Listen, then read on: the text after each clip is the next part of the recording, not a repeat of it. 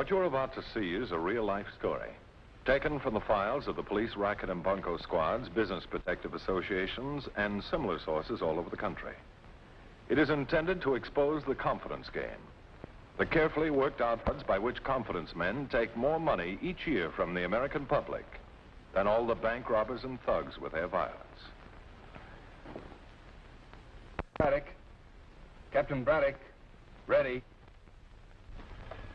You know, they say that a good bartender takes a little and leaves a little for the next round.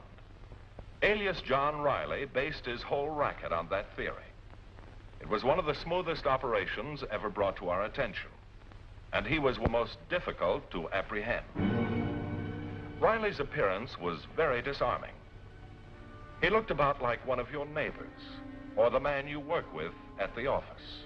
He set up shop in a small town of fairly well-to-do people, and soon gained their confidence. He tells a great story, doesn't he? But that isn't the half of it. If you fellas can hold still for just a minute, I'll let you in on a little secret about him. Now, wait a minute, Claude. You promised, remember? Oh, come on, John. Why, these fellas here are my closest friends. It's all right, isn't it? Well, it's your house and your party, but I don't think this is the time to talk business at a social gathering. Well, I'll make it brief. If you have something exciting, well, out with it, Claude. There's no one in the world that I would rather do something for than you fellas. So, I won't beat around the bush. You couldn't say good morning without beating around the bush. All right, then I'll give it to you straight. Riley here is an oil geologist, and he's found himself an oil field. Well, that's very nice for Riley. Congratulations. Thank you. Just a minute, Fred. John's going to let us in on the deal. Steady now, Claude. You're getting a little ahead of yourself. I know it, but I've got to let the boys know they can get in on the ground floor. Now, it's too bad these oil deals aren't as safe as insurance. With insurance, a man can expect a comfortable return for his money. Oh, hell. Don't start talking about insurance. Now, this oil field happens to be right in our own backyard. Well, then why don't you let Riley tell us about it? At least he knows what he's talking about. Well, I guess you're right at that. After all, my business is hardware. Oh, John, would you mind telling these hardheads here what I'm trying to say? Well, I still don't think this is the time for business, so I'll make it brief. Besides, it's getting late, and I know you fellas have to get up in the morning for an early golf day. I'm sorry, Riley, but I have to get up even earlier than the rest. Besides, I've sunk all my available cash in a real estate venture, so I couldn't take advantage of an oil deal, even if the returns were guaranteed. Okay, Henry. But when we're rolling in money, don't you dare to say I didn't tell you. I won't, and I sincerely hope it happens. Well, good night, you duffers. Been a pleasure meeting you, Mr. Riley. Thanks, Simpson. And believe me, I think you're the smartest man here. Even though I am in a position to guarantee returns, real estate is still the safest investment. Well, thanks for a nice evening. See you sandblasters on the first tee at 7. Now, try to be early for a change. If that happens, the world will come to an end. Riley was such a smooth operator, he didn't waste time on the easy marks. He just let them all sell themselves and each other. Good morning, Mr. Riley. This is an unexpected visit. Good morning. Be with you in a minute. How is the oil field going? Not bad. But I want to talk about real estate this morning. Oh, well, sit down. I'm thinking of making Springfield my home from now on. So I thought I'd better buy a house. Good. Maybe I can help you. I've already put my Cleveland place up for sale. Where is your house in Cleveland? Maybe I can arrange a trade. On Green Street, out in the Shaker Heights section. We don't have to waste time looking for a trade. Do you know of a good buy for around $25,000? Small house with nice grounds? Got just the place for you. I think you'll like it. Here. Here's a set of photos covering the whole place. Oh, yes. Not bad. Say, I'd like to take a look at this house. And if it's all right, I'd like to send these on to my wife to get her opinion. Well, can my girl mail them to her while we look at the property? Oh, that won't be necessary. I'll have to write to her tonight anyhow. Meantime, I'd like to take a look at this house. Sure, sure. Take it right over there now. John Riley would have made a great fisherman. He offered his bait with just enough finesse to attract his fish. then sat back and waited for him to swallow it. Good morning, Charlie. Morning. What can I do for you, Brother Simpson? Get me a financial report on John Riley. He wants to buy a piece of property from me. John Riley. What's his business? Calls himself an oil man, geologist. What's his address? Cleveland. That's a big town. Well, I couldn't wangle the street number. It's on Green Street in the Shaker Heights district. That's all I know. I guess Broad Street and Bond can run him down from that, if he's listed. Soon as possible, eh, Charlie? I'll get right on it. Call you when I hear anything. Thanks. With his big fish nibbling, Riley returned to business as usual. Being something of a psychologist, he also knew that there's no better bait for suckers than an attractive woman. So he had his pretty partner join him, just to keep the small fry ranging round the hook. Good morning. May I help you? I wanted to see Mr. Riley. Anderson's the name. This is Mr. Porter and Mr. Stimson. Yes, he mentioned you gentlemen. I'm Wanda Hurley, his secretary. I just arrived from Cleveland. How do you do? Mr. Riley, Yes? Mr. Anderson and some gentlemen are here to see you. Good. Send them in.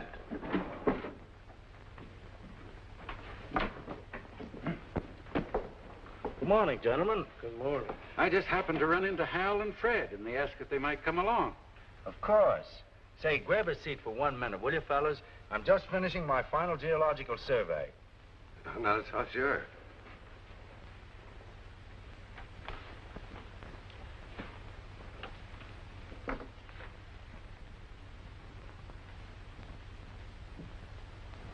That does it.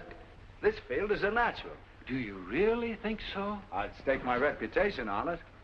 Well, I just wanted Hal and Fred to see your office and get better acquainted. I had a chance to tell them more about your proposition Sunday while we were on the golf course, and they surely are interested. We certainly are. Oh, yes, indeed. I know Mr. Porter is in the insurance line. I don't believe I caught your business. I do a little digging myself. Some sort of construction work? No, my work is much more grave. You see, I own the Stimson undertaking parlor here in Springfield. Get it? Grave business? Oh, yes, of course. Very funny. Well, Claude, I may not be needing any local capital after all. I'm expecting a wire from Chicago, which will probably take care of the whole thing. Now, just a minute, John. After all, you say the field is near Springfield. I think you should give us local citizens first crack at your proposition. Yes, we'd certainly appreciate your explaining the deal to us. As you know, Claude gets a little mixed up when he isn't talking about hardware. Well, all right. A promise is a promise. This geological map is one I compiled myself from findings which took over 3 months of intensive field work. Now, as you may or may not know, oil can be found only under certain conditions. Those conditions were formed beneath the Earth's crust millions of years ago. But the geologist should recognize those subsurface conditions from topsurface structure. Are you following me? Oh, sure. It's just like building a big New York skyscraper. If geologists hadn't told those people that the foundation could stand it, they never would have built those things. That's right, Fred. You've got the idea. But to get back to oil structure, this spot here shapes up perfectly. And what's so great about it, it will be a shallow well. What does that mean? Well, it costs so much per foot to drill an oil well. And you get just so much a barrel for the oil. You see, the deeper you go, the more you lower your margin of profits. Exactly. That's why I spent so much time looking for a structure like this one. Excuse me, Mr. Riley. This wire just arrived from Chicago, and I thought it might be important.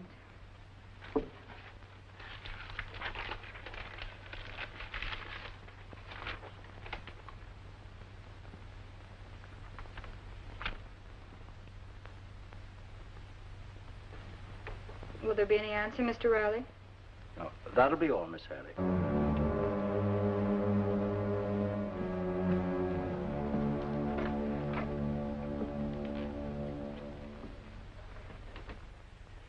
I was showing a place when you called, Charlie.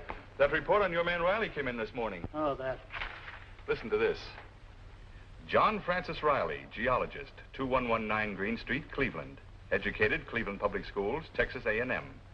One of the developers of numerous oil fields, including the Gruno Field, Houston, Texas, Osage Holdings, Durant, Oklahoma, and the Fremont Field, Newhall, California.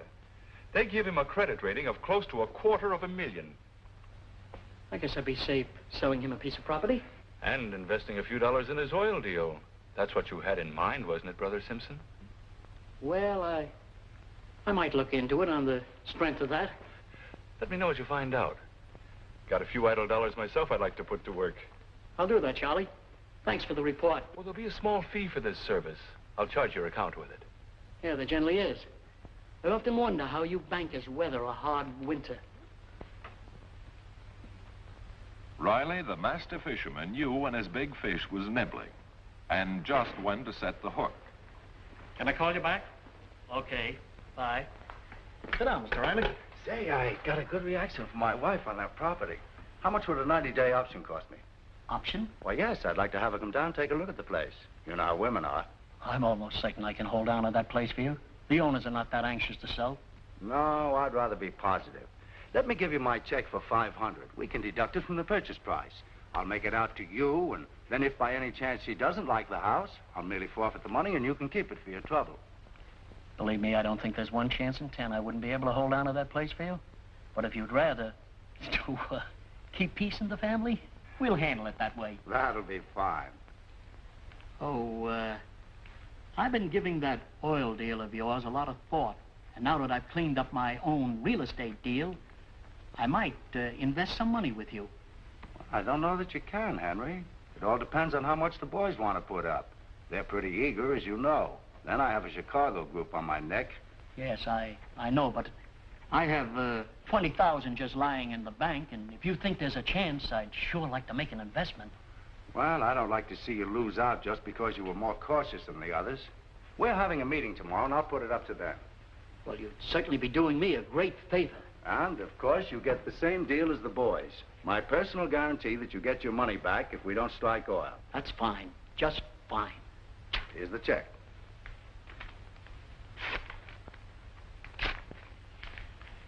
The least I can do is to hold on to that house for you. Well, if you're sure you can hang on to it. By the way, Henry, it might be a good idea if you drop by my office tomorrow at 10 for that little meeting. I'll do it. Good, Henry. I'll see you then. Riley also was an artist at playing his fish. Gently and carefully, he led them to the landing net. My reason for wanting to expedite this matter is a simple one, as you'll see from a copy of my lease. If I start drilling within the next 3 weeks, the owner of the property receives 8%, the usual royalty. But if I haven't spotted in by that date, the percentage doubles. That's what I told you, I think. And 90 days after that, it goes up again. How much capital will you need to bring in this well, John? Oh, in the neighborhood of $100,000.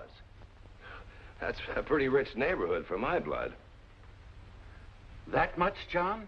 For a shallow well? Oil is a gamble, Claude, and we need a little cushion. Well, now, according to my figures, we can raise $45,000 right here in this room. Charlie Fry wants in, if it's all right. Good. How much is he good for? 15, 20 maybe. I could dig up another 10. That leaves a balance of about 25. Well, anyhow, it was a nice try, Claude, but I can't hold off that Chicago group any longer. Well, can't you get them to make up the difference? You don't know that gang of cutthroats. It's all or nothing with them. Well, there must be some way for us to keep this in the family. There's got to be.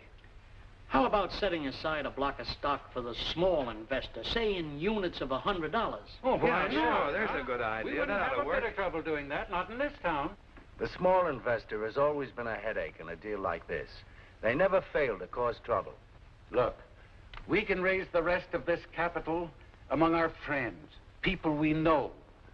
Well, all right. If you fellas think you can raise the rest of the money from small investors and at the same time get proxies to vote their stock so they'll stay out of my hair, I'll string along with you for a few more days. Well, now we're getting somewhere. Sure. Come on, let's get out and get to work. Come on, let's... So the big fish rounded up the little fish for Riley. The master fisherman dropped his last enticing piece of bait into the pool. The guarantee of the return of their money in case of failure. Here are the guarantee agreements, Mr. Riley. Thank you. They're complete except I left a space to write in the time limit. You better sit down, Wanda. I'll need you to witness our signatures. Yes, sir.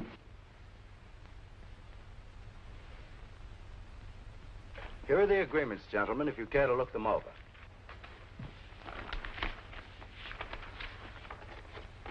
Now, about the time limit on the return of your money, what would you suggest? What do you think it should be, John? Oh, I'd rather hear from you fellas on that. We don't know anything about the oil business. Well, I have a suggestion for the time limit, Mr. Riley. You don't mind. Thank you, Wanda. We'll let the gentleman decide that. Now, don't be so harsh on the young lady. She probably has a good suggestion. Very well, Wanda. What's your suggestion? Well, I thought you might make the time limit the same as you did with those friends in the Texas field. You forget they were all very wealthy men. Actually, if the field hadn't come in, they never would have missed the money. How much of a time limit did you give them? Oh, we merely decided to make it read as soon as possible, with a maximum of 10 years in which to return their money in full. However, they never had to exercise that part of our agreement. The wells are still pumping. I see no reason why we can't have the same time limits. Well, I think that's okay. All right. Fine. We'll write in that part of the agreement. We'll be in business. Oh, there's just one thing more we must agree on, gentlemen. I am not to be interfered with in the drilling of this well. And since I'm personally guaranteeing your investment, I reserve the right to stop drilling at any time if the findings should indicate I'm pouring my money down a dry hole. You're the oil man. Nothing to worry about. Well, it looks like take a little, leave a little Riley has gone overboard this time. He's guaranteeing to give it back to the suckers. But as I said before, Riley was one of the smoothest con men that this department ever had to deal with. In a moment, you'll see why. The capital for the Riley Oil Development Company was raised, all right. 100,000 nice, round, fat dollars. Now, for someone less smart than Riley, this was the time to pull. They actually started to drill for oil. Now, about this time, I received a long-distance telephone call. A call that I had been waiting for some time. And I took off for Springfield. Greetings. Hello, darling. How was the trip? It's in the bag.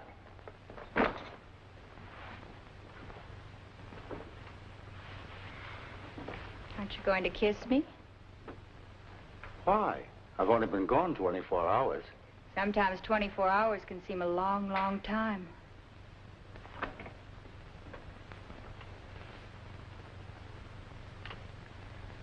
That'll do for now. You're my secretary, remember? Keep your mind on the job at hand. Never let you down yet, have I? No, but I don't want to start now. We're too near the payoff. Which will come soon, I hope. Will tomorrow be soon enough? I'll settle for that. As mysteriously as he had started, Riley stopped drilling for oil. I want everything to go off on schedule. I want to get to the bank just before it closes. I'll set my alarm watch for 2:45. Hello. Yep. What? Shut down. What? When did you shut it down?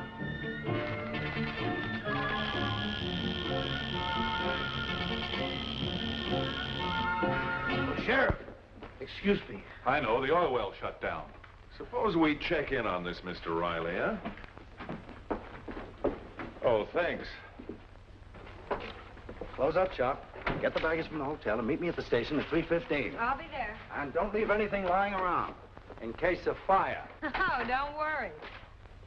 Charlie, have you seen the paper? No. Look at this. To all investors in the Riley Oil Development Company, Mr. Riley sincerely regrets that it seems expedient to suspend operations. All investors will be reimbursed in full according to the terms of the agreement. Contact Mr. Fry at the Farmers Bank for further details. Has he been here? No. Call Sheriff Martin. I just called him. He's out. He's what?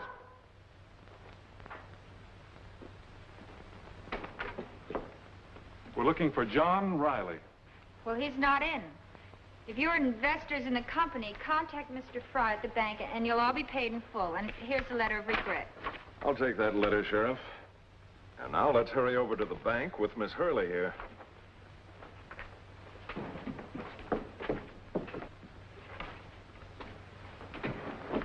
Maybe you can tell me what this means, Mr. Riley. Exactly what it says. I thought the bank would be a good central location from which to pay off the investors in our ill-fated venture. I have everything right here. Yours is right on top.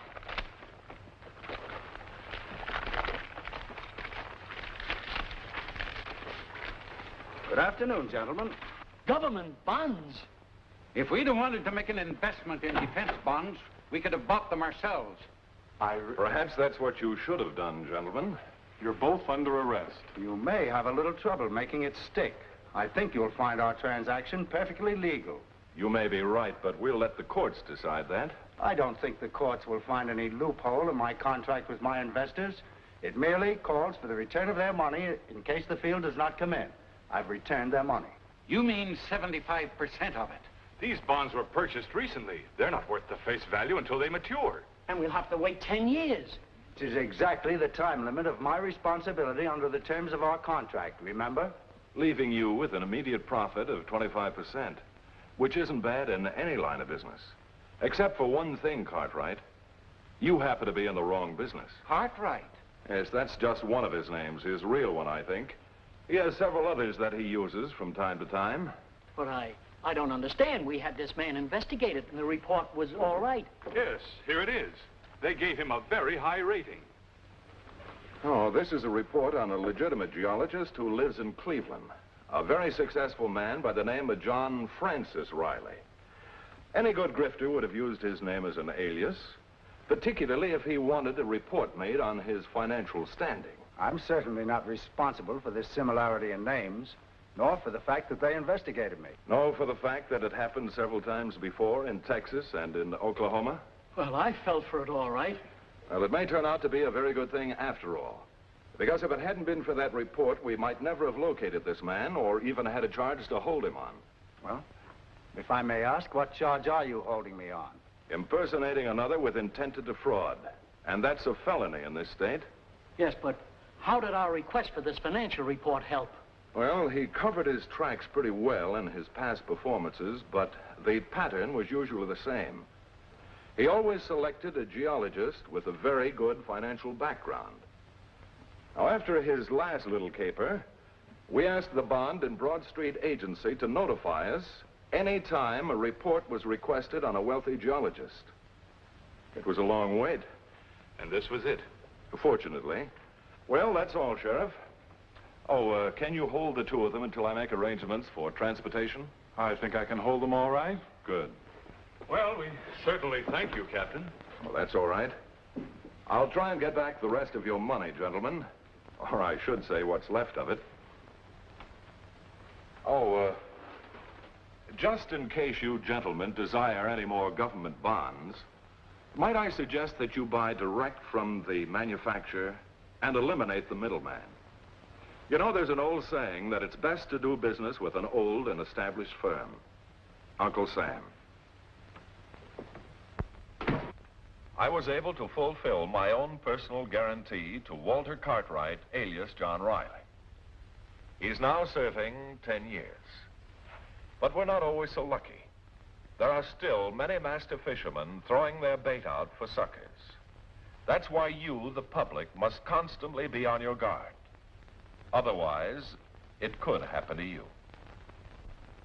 Closing this case now, or rather the courts will, but there'll be others, because that's the way the world is built.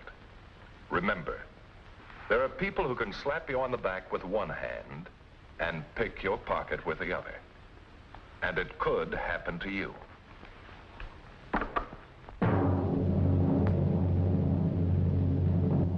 See Racket Squad next week, same time, same station.